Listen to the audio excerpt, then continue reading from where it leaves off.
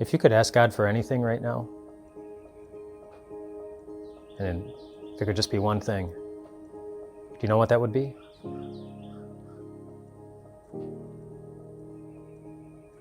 The Bible, of course, commands us to ask.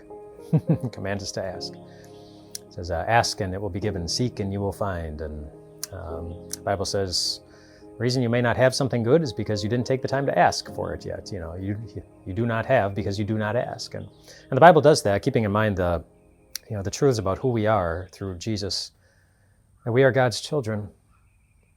And as children cry out to their parents and ask for help, and as parents delight in hearing their children's cries for help and delight in helping, so our Heavenly Father delights in doing that. And so we get to ask confidently, and we should ask regularly, just ask and ask and ask. And the reason I'm talking about this is because it comes up in Psalm 2. In Psalm 2, in this interesting seeming dialogue between God the Father and God the Son, God the Father says to God the Son, ask me. Ask and I will give. I can do anything. I will do anything. Ask me. And so, boy, that's an interesting perspective. Like, what if Jesus could only ask one thing of his Father, just one? And he knew that he would do it. Like, he knew it. What one thing would Jesus ask for?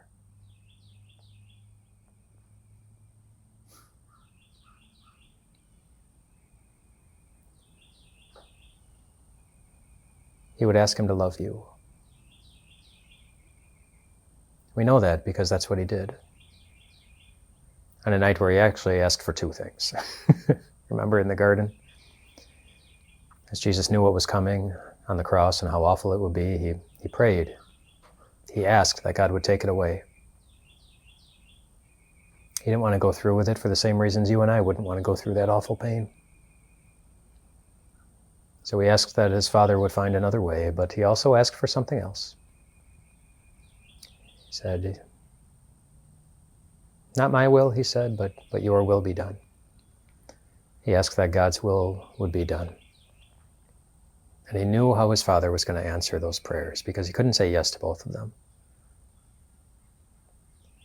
Because of the reality of what our sinfulness is. Because of the reality of the wages that needed to be paid by someone.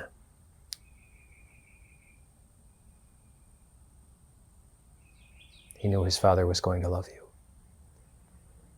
And Jesus knew that as hard as it was going to be,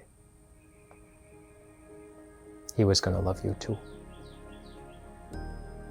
And because that's true, we now get to ask. And ask. And ask. And ask. Nowhere in the Bible does God guarantee that we get to control the answer to the questions that we ask.